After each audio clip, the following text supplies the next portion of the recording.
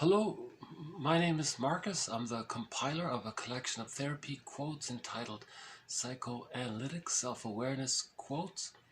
This is TQ 778 to 786. Therapy quote number 778. If the past isn't emotionally understood, it repeats itself in the present. So the theory here is that if there's any kind of developmental trauma, that means there's, by definition, unconscious psychic pain there.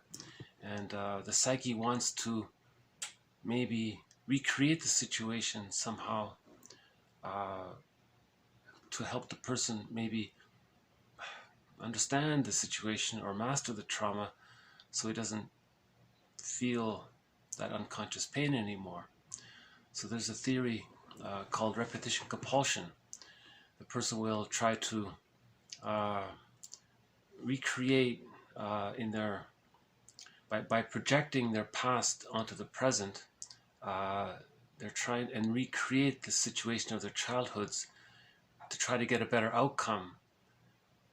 So they're mastering the trauma, so to speak.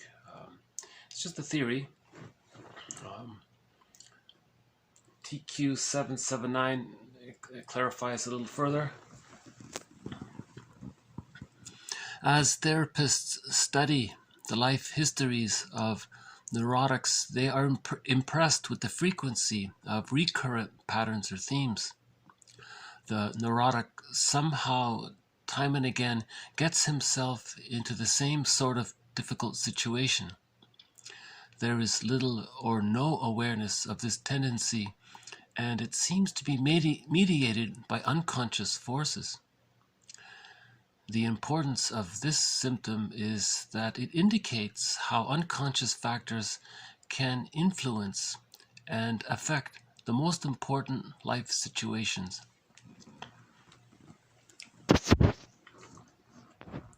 So, the term here, neurotic, it's an older term. Now we would just say someone who's dysfunctional or being self-defeating or who's afraid to be happy, those kinds of things.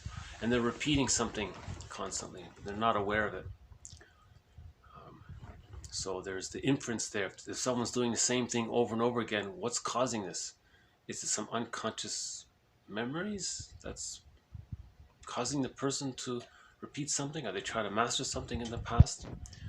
So that's considered humanity's third narcissistic injury, that there is such a thing as an unconscious, that there is such a thing as unconscious memories.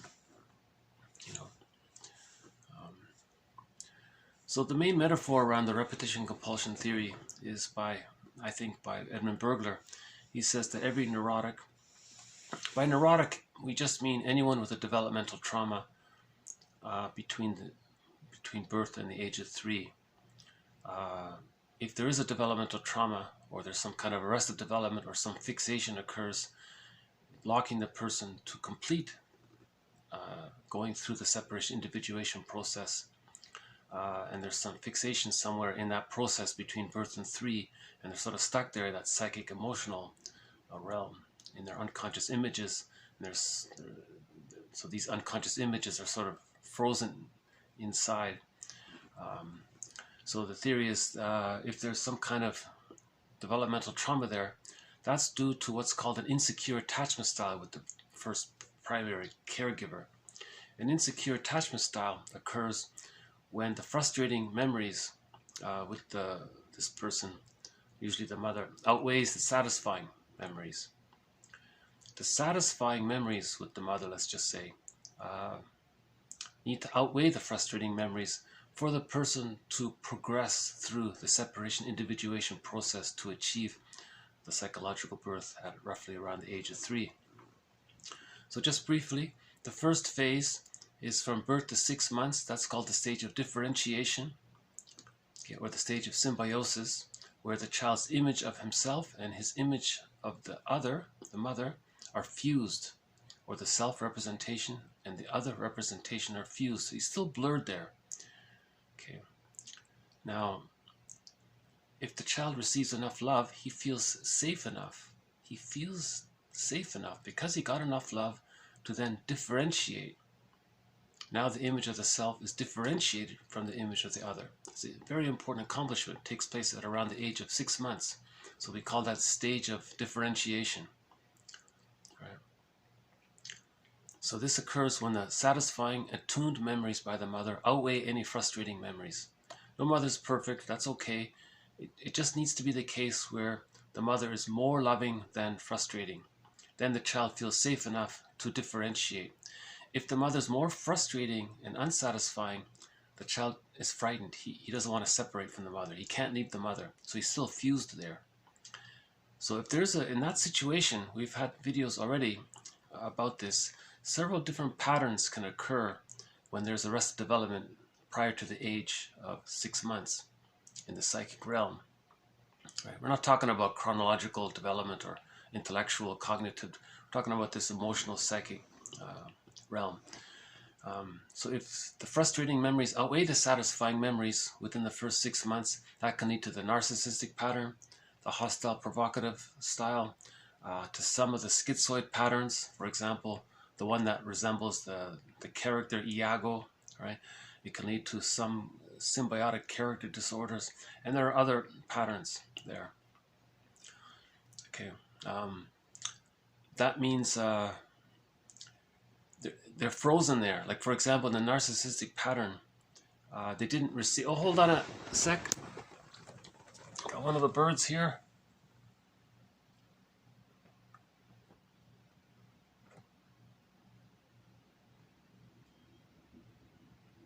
One. He'll just take the one piece. Okay. He puts it down. He picks it back up.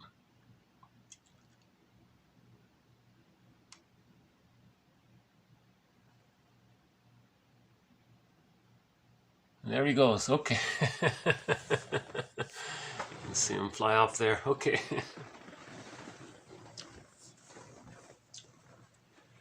So if the frustrating memories with the mother outweigh the satisfying memories before the age of 6 months, that means the child is still fused with the mother. So that means the child is going to be quite frustrated with the mother unconsciously because he didn't receive enough love to differentiate. If the child does receive enough love, whereby the loving memories outweigh the frustrating memories, he gets to differentiate from the mother. That's called a secure attachment style. And the inference there is that if the child was able to differentiate, it's because he got enough love. He felt safe enough. So then we say that love and gratitude have entered the psychological picture at the age of 6 months because of the differentiation, right? Now, if that doesn't take place, then the person is caught too much with his frustration, anger, annoyance, and about this. That can lead to the narcissistic pattern, because how does a baby cope with the mother being so frustrating, impinging, engulfing, and unavailable, and so on? Theory is the baby, it's too painful. Ultimately, the baby just identifies with the aggressor. He just becomes like her. Okay.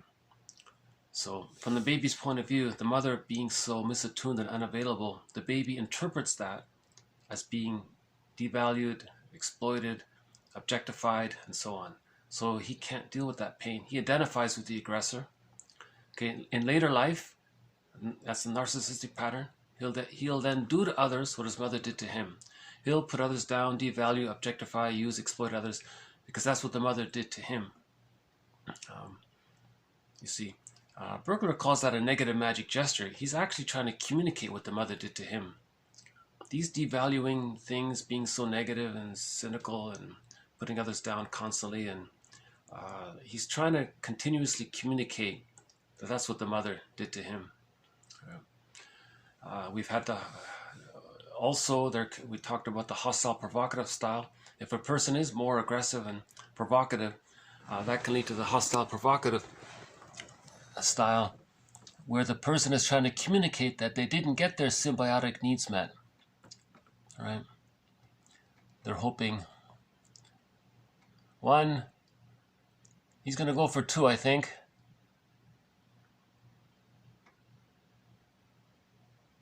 He's got the one. He's trying to get the second one.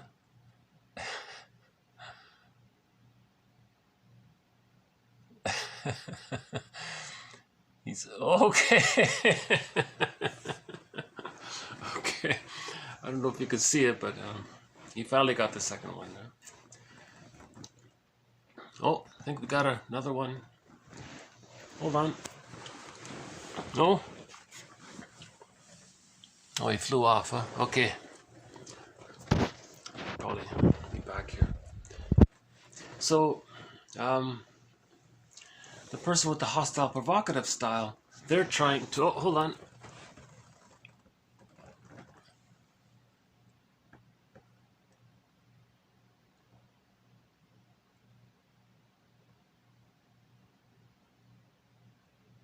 He got the two, huh? Okay.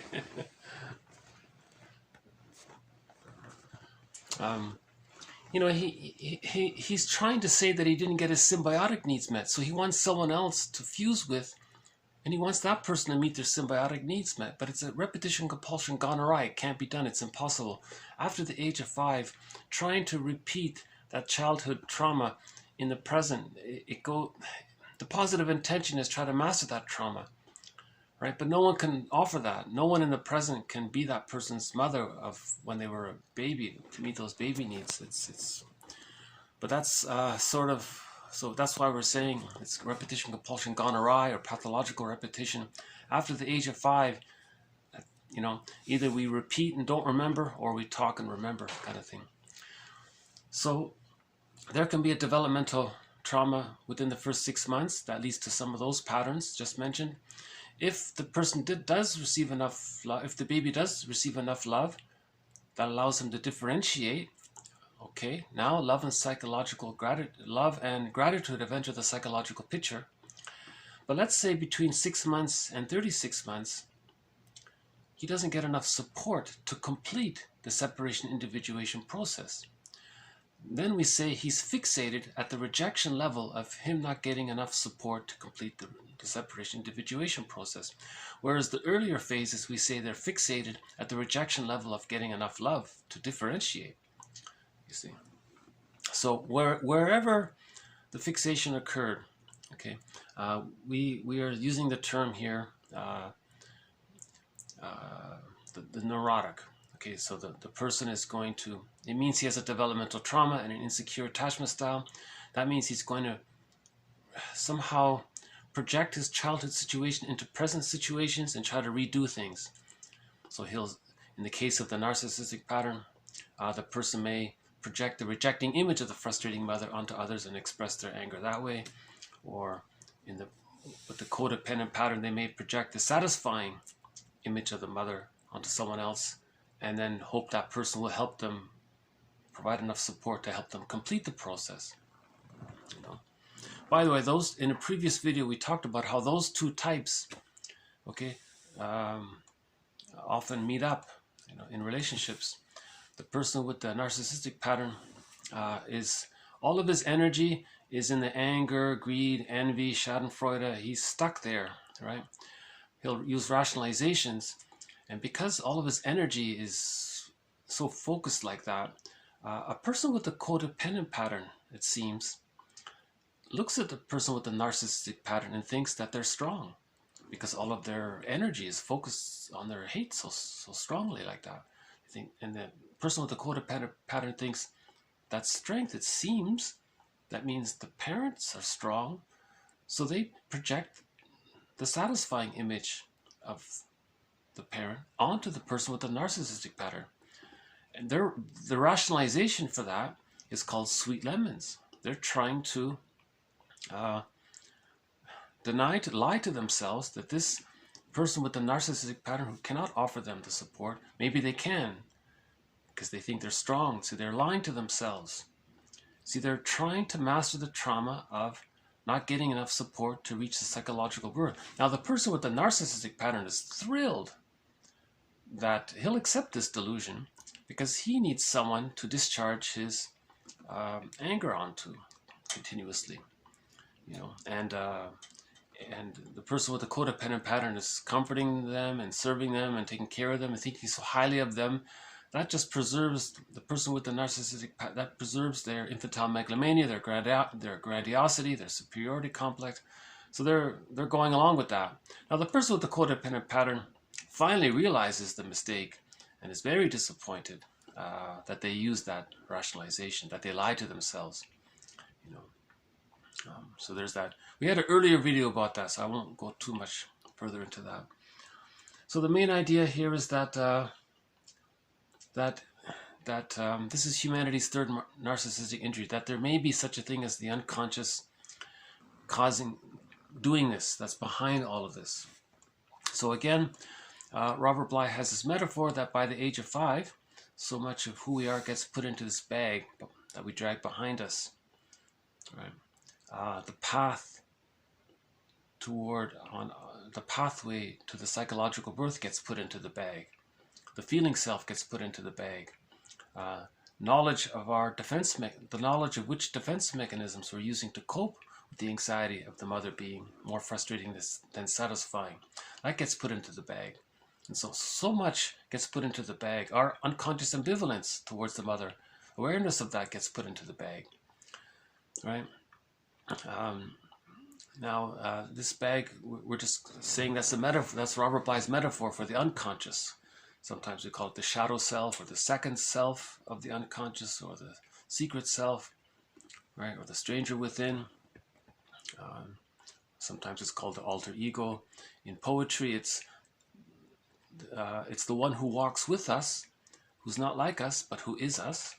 Or another poet says, someone's living my life, and I know nothing about him. So they're referring to this, all that's in the unbewusst, all that's unknown about us. That's the unconscious. Right? And if you look into this bag, that's like in a fairy tale or myth, the hero is in the forest. So the unconscious is symbolized in fairy tales as the forest or the ocean. Okay, and then you go into the forest. Well, hold on a sec. You go into the forest and you find some treasure or some gold, and you okay, that's like retrieving some aspect of yourself from your unconscious and reintegrating it back into yourself. So the metaphor is that the person goes into the forest to find some treasure, brings it back. Okay, now when he brings it back, he's reintegrated something that he disowned as a child. He brought it back to himself. And that's symbolized as a wedding in the fairy tales. And we had that image, that medieval image from a previous video. Just quickly bring it up here. So if we were to describe this in picture form, okay, so the left, there's the sun there, so that represents consciousness. Okay, and the guy standing on the sun, so together we're calling that the masculine principle. Okay, so that's the awareness and the consciousness. Now we look into what's unconscious. So there's the moon there. That's what we don't know. It's in our shadow, it's dark, it's mysterious, we don't see it. Okay, a lot of our feelings are there. A lot of who we really are is in there. So the woman is standing on the moon. That represents our feeling self. And so much of who we are is in our feeling self. Now, when we retrieve something from our unconscious and reintegrate it back into ourselves, that's the conscious accepting something that's unconscious.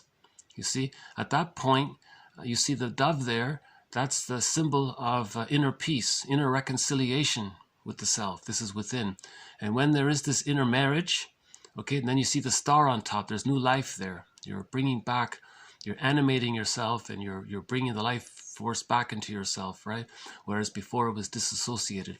So that would be like a picture to describe an interpretation. An interpretation is you link something from the present and the past, and you accept that, and you're reintegrating yourselves. So this is called humanity's third narcissistic injury, that there is such a thing as shadow work, that there is such a thing as a second self of the unconscious, or an alter ego. In literature, it's called the motif of the double. Right?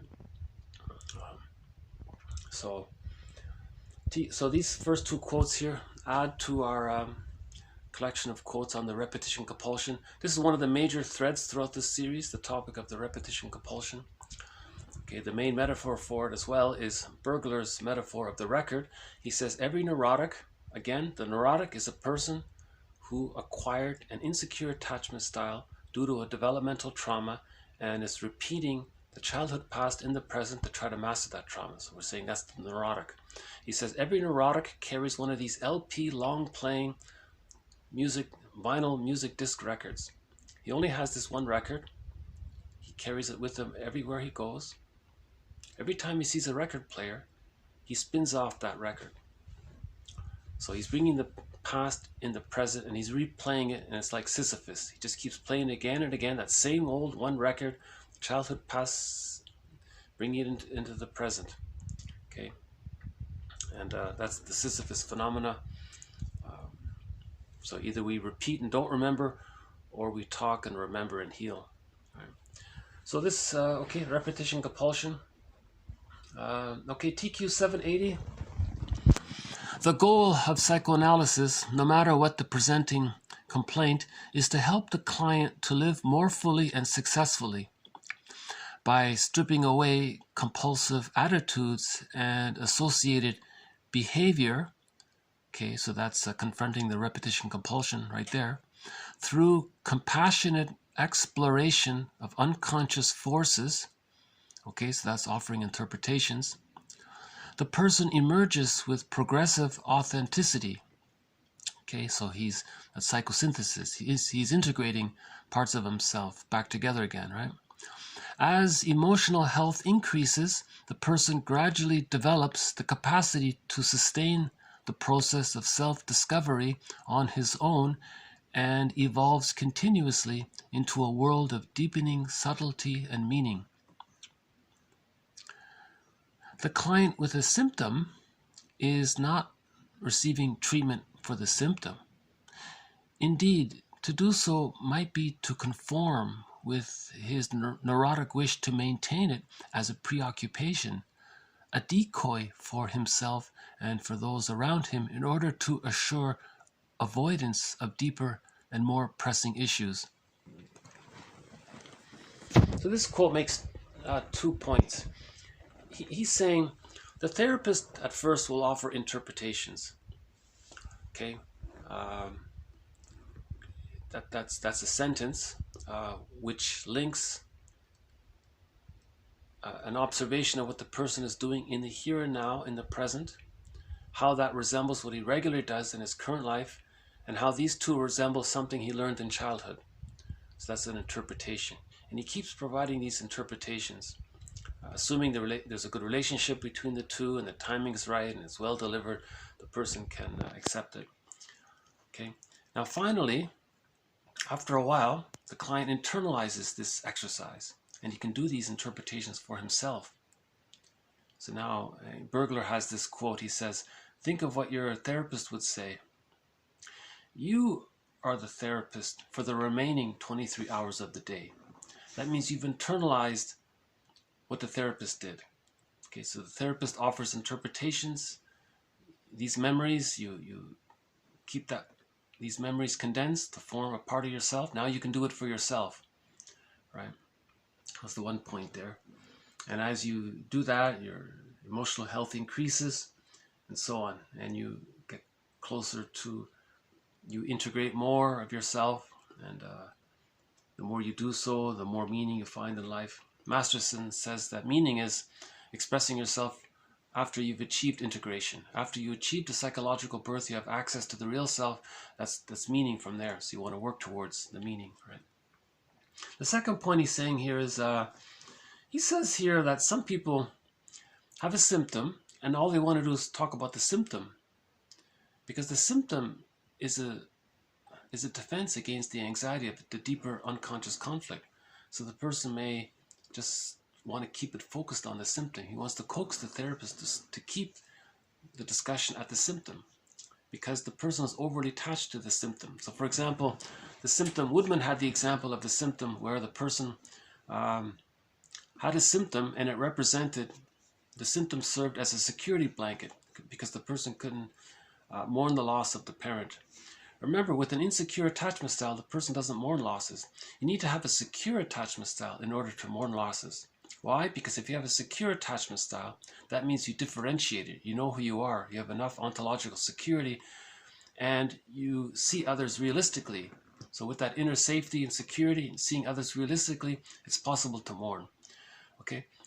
If you're still blurred with the other, that means unconsciously you're seeing the other in these extreme fairy tale images of goddess and demon.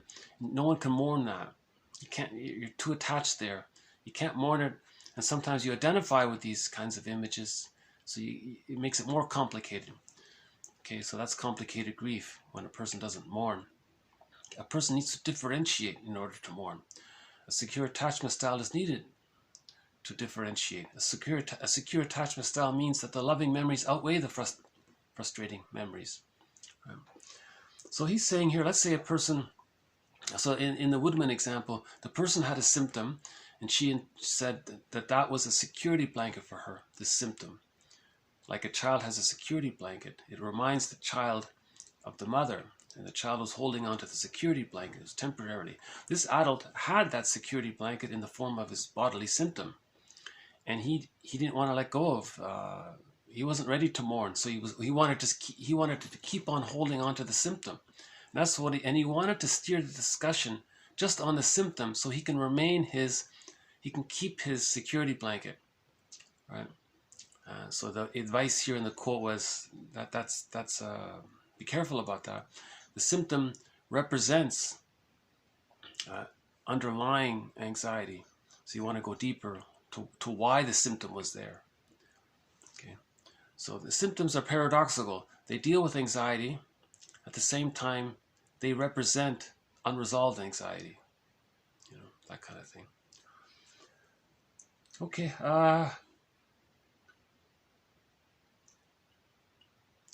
Okay, I guess we'll just move on. TQ 781. Bayan writes about maternal reverie, a receptive state in which the mother is able to be aware of the bad parts of the infant which are projected into her. She acts as a container for their projections and modifies them through thought. She is then able to respond therapeutically. This obviously doesn't mean that she gives the infant an interpretation. Bayan explains that she responds, quote, in a manner that makes the infant feel it is receiving, or that they are receiving their frightened personality back again in the form that they can tolerate. Unquote. He doesn't say exactly how this comes about, nor does Rosenfeld when he tells us that, quote, the mother is able instinctively to respond by containing the infant's anxiety and alleviating it by her behavior, unquote. The degree of acting out by the mother is crucial. If it is more than minimal, there will come a point at which the infant will experience the badness of the panic to be more powerful than the goodness of the milk. Okay, so this relates to projective identification. Oh, hold on a sec. Got one of the crows. The crow is the keeper of psychological wisdom, according to one traditional culture.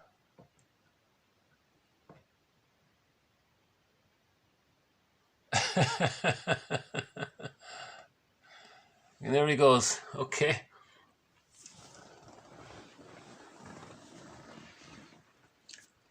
So the baby has some feeling, some uncomfortable feeling. The mother senses it.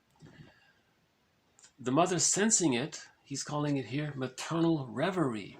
So the mother's considering it. What's the baby feeling? So the mother's processing it. She's responding therapeutically. The baby picks up on this and re-internalizes the result of this. So the baby is soothed and comforted. So this is one of the role of maternal love. So the baby's receiving mother's love this way. So one aspect of mother's love is the mother offering this maternal reverie. Right?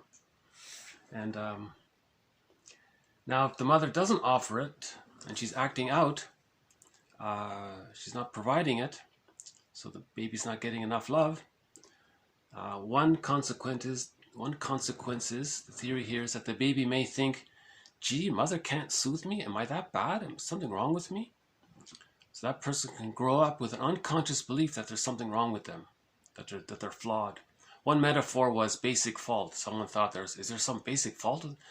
No, it's not a biological. It means the child made that belief that there was something wrong with them because they had a feeling they were uncomfortable and mother couldn't soothe them. So the baby concluded, gee, this giantess in the nursery, this all goddess being couldn't soothe my little situation. Is there something? Well, she's like a goddess. It can't be her fault. It must be something wrong with me. That decision, by the way, Fairbairn calls the moral decision. The baby makes a moral defense. How does he defend himself against this situation? He creates the judgment. Well, the mother's good and the child is bad. Right? So that can lead to the unconscious belief that they think that there's something flawed with them or something wrong with them. There's nothing wrong with them. It's a belief that they develop to survive the mother acting out, as he says here, or the mother being misattuned or unavailable, and so on, for whatever reason. Right? Not blaming the mother, but just trying to understand how these beliefs come about. Just one idea, one thought was, what about on Mother's Day? That's the day when mothers write letters to their adult children and explain what happened early on, confess, spill the beans, talk about what really happened, talk about it, maybe apologize, just share the story. That would be healing, to know the truth. It'd be painful. The mothers can say, dear son, daughter, some things happened when you were young. I want to tell you about it. I'm sorry, I didn't know. I was young. I didn't know what I was doing. Please forgive me, like the song says. Maybe on Mother's Day, that should be a day when mothers write letters to their adult children, right? And that would be healing that way. And the same thing on Father's Day. Fathers should write letters to their children saying, look, I'm sorry I wasn't around, or I'm sorry I didn't protect you from this, or didn't do that. Sorry this happened, or sorry if I was jealous about you. Whatever it is. So on Father's Day, the job is for the father. It's Father's Day. The father writes a letter to their children. And on Mother's Day, the mother writes the letter to the children. So we're in the age of psychological healing, right? Moral revolution. Remember the self-help quote? The mother is there to meet the needs of the child, not the other way around. On Mother's Day, it's kind of like that. It's the other way around. So let's put it back in its proper place, right? So on Mother's Day, the mother offers some healing for their children. Right? And same with the father. Speaking of the father, here's an example of one with the father. TQ 782.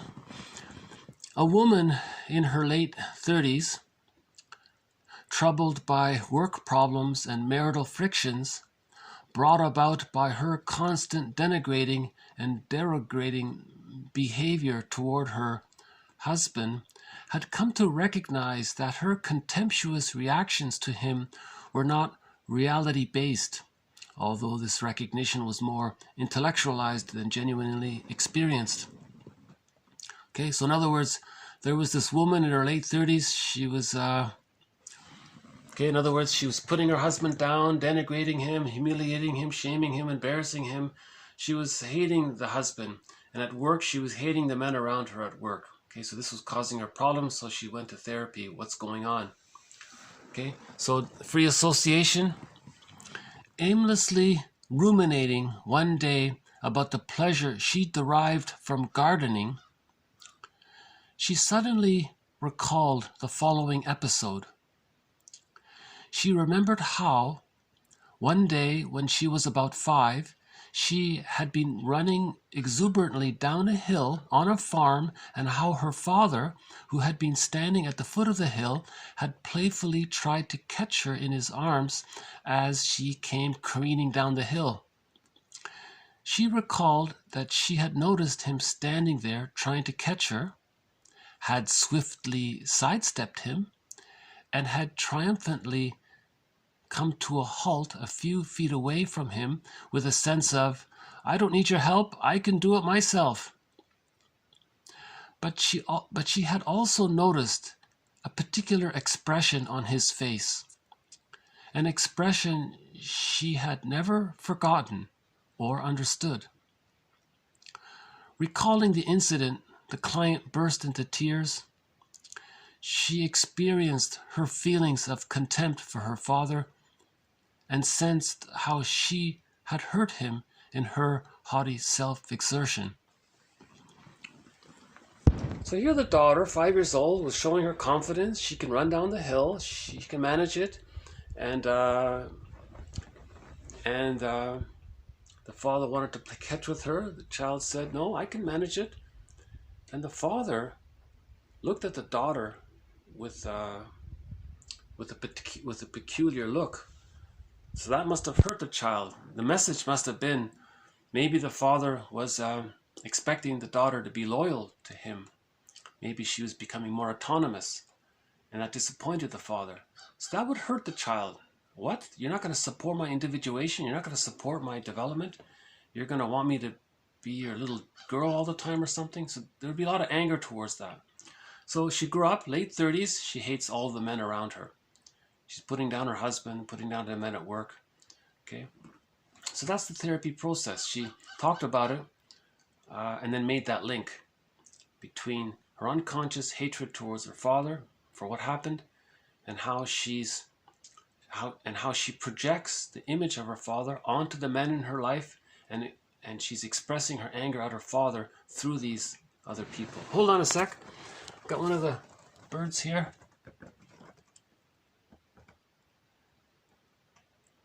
I think he's one of the... So we got one.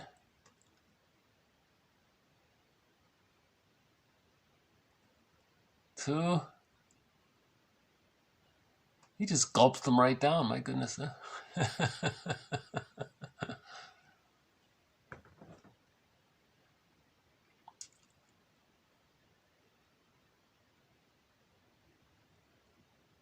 He'll take the third one.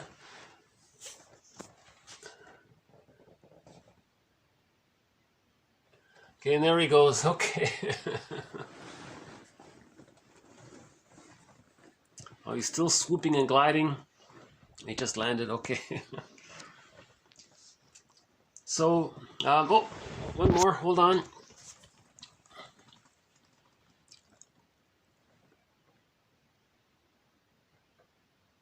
Here comes the jump.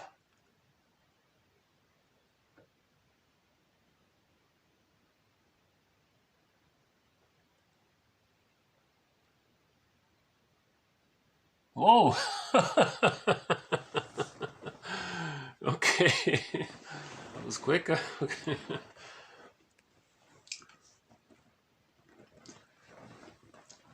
TQ 783. In its broadest sense, psychological insight is a new recognition that an important relationship exists, for example, between the past and the present, or between unconscious needs and conscious thoughts and actions. Okay, so the insight is that there's a new recognition of an important relationship between the past and the present. So an interpretation is often where a person, the therapist, sees what's happening in the here and now. He sees, because what's happening in the here and now, the client is trying to communicate that that's what happened when he was a child. So the relationship early on was a dyad, mother and baby, two people. Okay, fast forward into the present, therapist and client, it's another dyad. So it's going to come out. So the client's going to bring the past into the present to communicate what happened in the past. Therapist notices this, okay, and so that's live. It's here and now, it's happening. He talks about this. So you're doing this now, just like you described earlier, that this is a recurring thing in your life. Just like, and you learned it back then when this such and such happened. So you provide these links. Someone said that when there's trauma, it's hard to make links. You see, So the ego's damaged. You need the ego to make these links. Someone said when there's trauma, the ego becomes submerged. It's hard to make the links. The ego's submerged because it's caught up in this internal object relations. When you heal the internal object relations and there's peace there, the ego can come up to consciousness and you can make healthier choices. Right. So we often say here, repair the ego, heal the ego, strengthen the ego. But we do that by healing the internal object relations. Right? Okay, let's do one from Edmund Burglar. I highly recommend yesterday's video. We've done a number of quotes by Edmund Burglar. I think that was a good video yesterday, Edmund Burglar. The video that ended on TQ 777, that video there. So we'll have one more by Burglar. The money neurotic is one who shifts the values stemming from the nursery to money. If, for instance, a child of 2.5 desires the exclusive possession of a doll and wages a fierce struggle with a sibling for the toy, does the child think of the dollar and cents value of the doll? Yet this greed for exclusive possession can, after some psychic detours, be shifted later in life to money.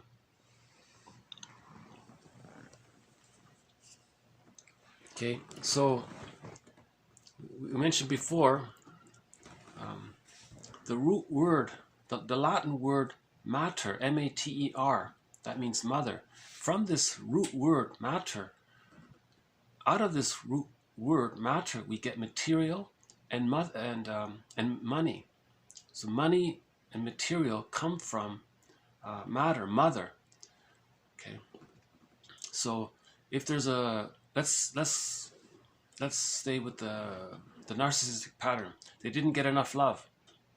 Okay, all they have is hate and greed and envy. Okay, now to master in an attempt out of a secondary delusion to somehow see if they can master the trauma, they can't, but that's what they're thinking because the psyche wants to relieve the pain of it. The person will pursue material and money, that's mother in the unconscious. Okay, but this time they want to possess it. The baby relating to the breast just wants to receive mother's love and mother's maternal reverie. Not just the milk, but her maternal reverie. The maternal reverie is the mother soothing the child. That's the ministrations of the maternal love. The maternal love includes maternal reverie, where the mother considers what the child is feeling and thinking, responds in this so-called embodied therapeutic way. We don't understand it exactly, but the child feels better. He feels comforted by this. Okay. So let's say the child didn't get that. Now he thinks he wants, how do you master not getting enough love? Well, maybe he thinks, let's possess mother. Well, how do you possess mother? Well, what's symbolic for mother? Well, symbolic for mother is material and money. Now he wants to possess material and money. Because this is a secondary delusion, okay, it's insatiable because in his unconscious, the image of the mother is the breast. The image of the breast from the baby's point of view is an inexhaustible flow of goodness. Now he was never satiated. He never got enough. So later in the repetition compulsion, he's going to keep on grabbing, possessing, greed. It's never enough because he never experienced the satiation to begin with. So it's never enough. And it's a secondary delusion to chase this ghost, right? So he's going to be greedy his whole life and he can never be satiated. That's why 1 million's not enough, 10 million's not enough, 1 billion's not enough, 1 trillion's not enough, 10 trillion, and so on. It's never enough. It's Sisyphus because no one can travel back in time in a time machine to undo what happened. But that's why the greed is there, to try to get, to acknowledge that, to address that somehow, to stay in touch with that.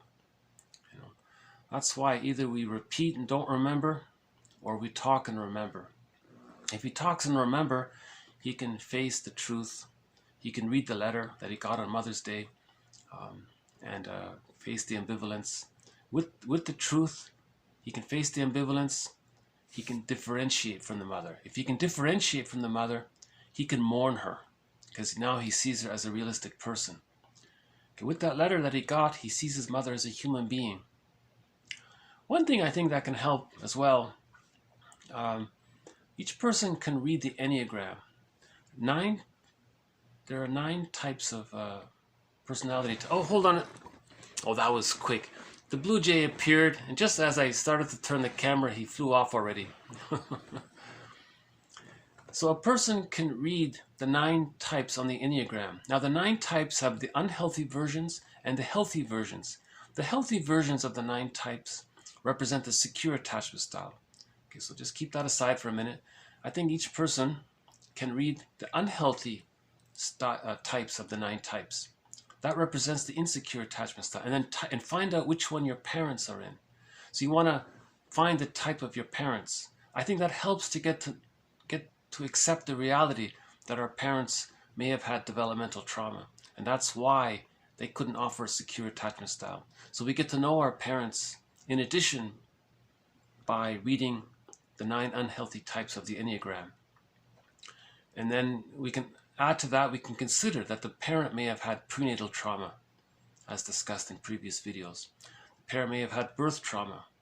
Okay, in some hospitals, in some places, it was very rude how babies were delivered. So there could be birth trauma.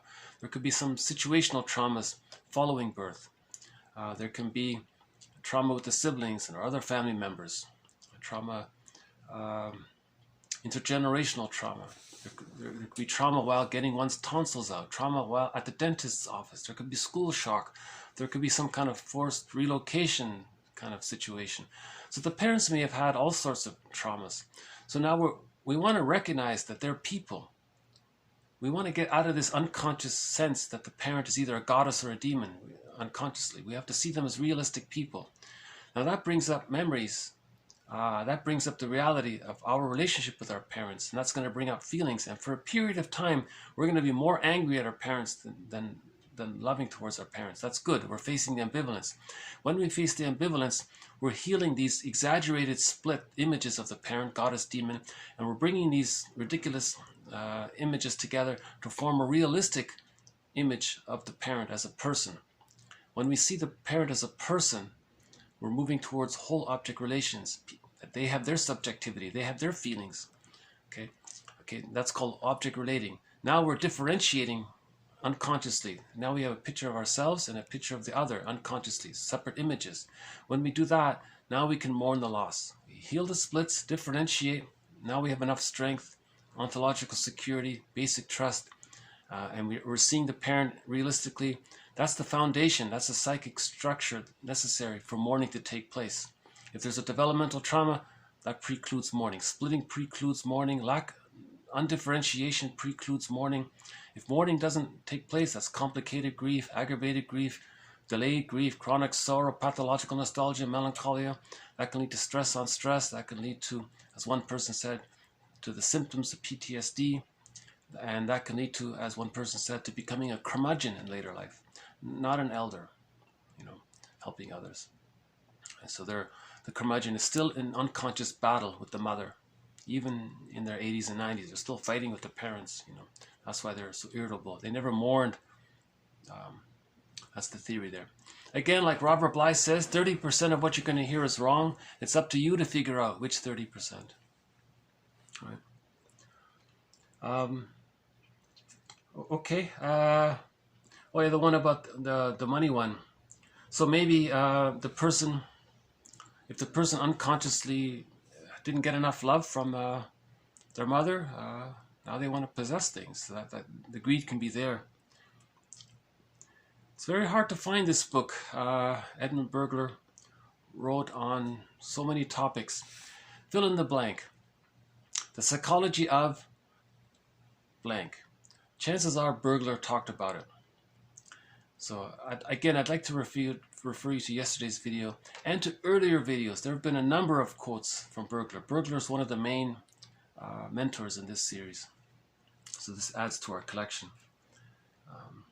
Unfortunately, I don't have the book. It's hard to find. But, he says, for example, money is a means to an end. But for a neurotic person, money's the goal. They just want to keep possessing. So for example, a healthy person will use money to, build new cities and build new things to help people and so on.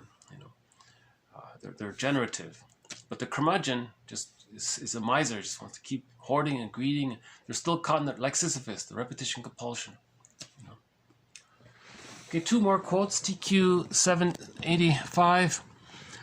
The last identity crisis of life comes in facing old age and death. At that point, one again looks back and weighs one's life. The judgment can be either self-respect and integrity or despair and disgust. Tolstoy has written a story which ranks among the greatest in literature, The Death of Ivan Ilyich. The story tells of one man's struggle with dying, a struggle not just with pain, but with his own search for a value in his life, a value in himself. Okay, so if we borrow Masterson's quote, he's looking for the meaning of life. He says, we find meaning in life when we have access to the real self. The real self is a part of the personality with various capacities, as described in a recent videos. Another good video just made a couple of days ago by Masterson on the capacities of the real self. For mutuality, okay, when there's mutuality, the marriage becomes like fine wine. A person feels entitled that it's okay to express their unique individual wishes. They can identify them and they can recognize the expression of the real self that builds healthy self-esteem. Wide range of affect, so they can mourn. If you have the real self, you can mourn losses. That's healthy because you have a wide range of affect. The narcissistic pattern, all they have is hate, envy, and greed. Schadenfreude and spite, that's all they have. They can't mourn losses. You need the real self to mourn losses. So the goal is to find the real self. As we find the real self, the closer we get to our real self, the more meaning we have in our lives. If we're using Masterson's definition of meaning, right? He has the book called The Search for the Real Self, and we find meaning in the journey of that.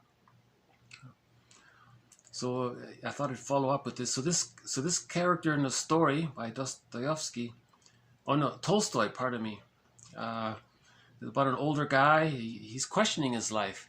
Was he caught in the repetition compulsion? Well, that's not very meaningful, to spend his whole life battling with his mother. Why did he do that? That's not very meaningful. He got stuck there. His whole life, wanting to show up the mother, wanting to tell the world how bad the mother was, or wanting to still get mother's love in this repetition compulsion through his greed. It never worked, right? Or he faced the unconscious ambivalence toward the mother, the truth, right? He read the Enneagram and learned about his parents. His mother was a type so-and-so. His father was a type so-and-so. Oh, wow. Now you're facing the reality that the parents were human beings caught in their existential dilemmas. So that brings up the consideration to the relationship the person had as a child with such parents, with their parents, with their developmental traumas. So there's a little reality here. Now we're into reality. Now we can, with the reality, we can differentiate. When we differentiate, we can move towards the real self. Right? And with the real self, we find meaning. So at the end of life, is he going to become a person who finds his real self and finds meaning? Is he going to become generative and contribute and serve and build and share what he knows? Or is he going to stay in battle with his mother endlessly? That's the curmudgeon, basically, right? Okay, lastly, TQ 786, we must define emotional health or psychological health as the presence of positive, not just the absence of the negative. Okay, so if we have access to the real self, wide range of feelings, Masterson says. Joy, vigor, enthusiasm, creativity, spontaneity, playfulness. There's no guilt to feeling happy about something. This happiness is a genuine happiness. This is not the happiness of the Schadenfreude of the narcissistic pattern or the Iago pattern. They're happy when they see goodness damaged and spoiled. They feel gleeful and excited that way. We're not talking about that. Right? That's a pathological happiness. That's not genuine happiness. Right? So the genuine happiness comes from the real self. Right? So yeah, that's he's saying that there's psychological health, right? Or emotional health kind of thing. Okay, so these quotes add to our collection. You know, I recently discovered a new genre of music called melancholic neo-folk. It's interesting. I thought I might just play one. I think it's popular in Europe. So this one is called Kuem, Kuem, and then TO, and then MI. The band is WO, WO, little omelet over the O, JAGER.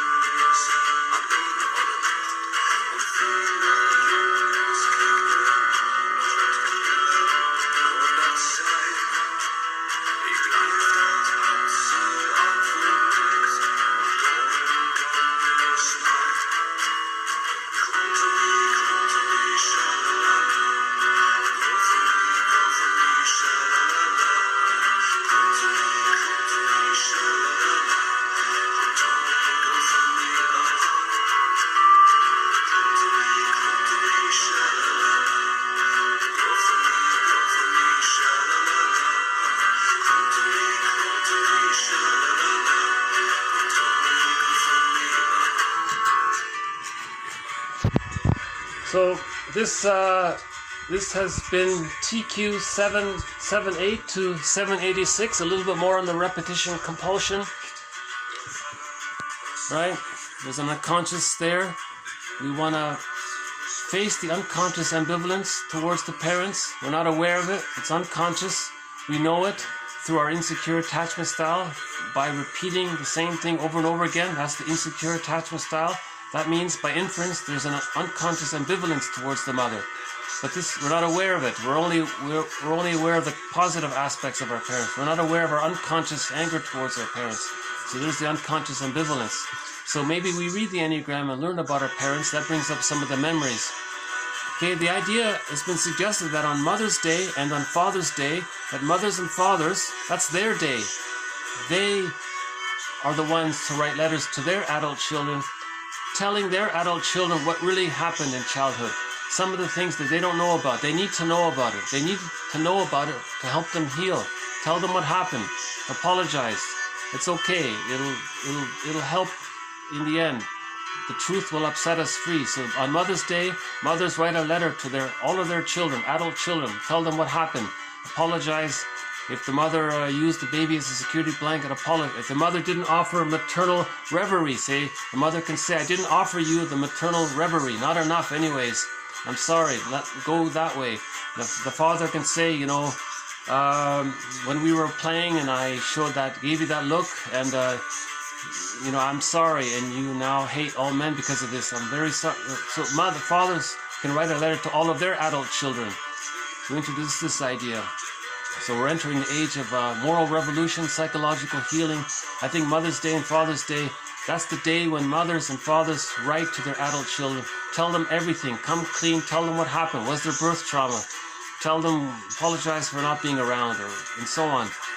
We talked about the goal of therapy, okay, to integrate unconscious back into what's unconscious, what's unbewusst, bring it back into ourselves. Psychosynthesis. Reintegrate parts of ourselves that we've disowned.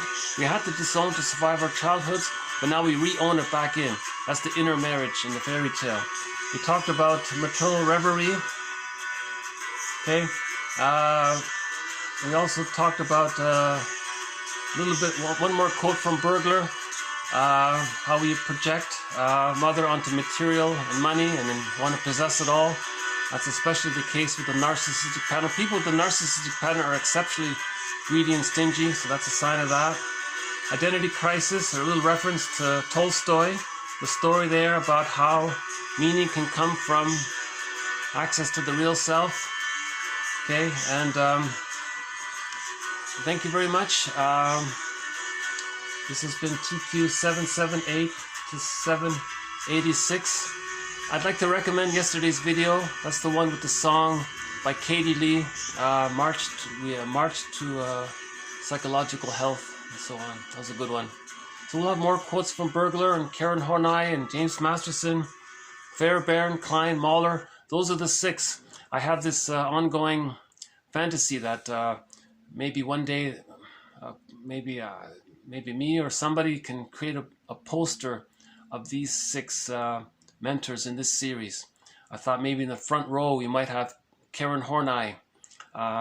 She really is the main force for reminding everyone that first we're people. First we're people. We're human beings first. And we're caught with the situation of when we were a child, we had to adopt all of these coping mechanisms to survive our childhoods, and we're stuck there and we're repeating it. So we're human beings first with developmental trauma. So she's the real true humanist with that reminder. I would have Burglar to her side there. He's the 2nd most prolific author of psychology. 24 books, 300 articles, you name it, he's talked about it. I would have on Karen Horney's other side, James Masterson. He combined object relations theory and developmental psychology, put it together and made his own contributions. So the Masterson approach is very helpful. In the back row, I would probably have, maybe Margaret Mahler, center back. She provided the idea of the psychological birth and the separation individuation process. We go through those phases. Very, very important there. I would have to one side of Margaret Mahler, Melanie Klein. She taught us about the defense mechanism of splitting and projective identification. On the other side of Mahler would be Fairbairn. He made major contributions to object relations theory. So I think these 6 are really pillars in this series. So this series, if I had to give it a name, I would call it the Karen Horneyian, Edmund Burglarian, Mastersonian, Kleinian, Fairbairnian, Margaret Mahler-Arian or approach or something. Those 6, something that combines those 6 approaches. So today we had one more quote from Burglar. Okay, so thank you very much. Once again, this has been TQ 778 to 786. More to follow. Thank you again. No more visits by the Blue Jays. So remember Shirley Temple, she said, the bluebird of happiness is within. So we're looking for the bluebird of happiness. That's a metaphor for the aliveness of affect. The aliveness of affect is one of the capacities of the real self. Okay, so we're looking for the real self. That's in the bag. That's the gold in the forest, or the treasure in the unconscious, right? And to get to the real self, we need the psychological birth. Man's main task is to give psychological birth to himself. Okay, to do that, we have to face where the fixation is, where the developmental arrest occurred. If it occurred early on, we have to look at that situation. If it occurred maybe a little later on, we have to consider it from that point of view, and so on. And so healing happens, and we'll continue with these quotes. Anything else to add?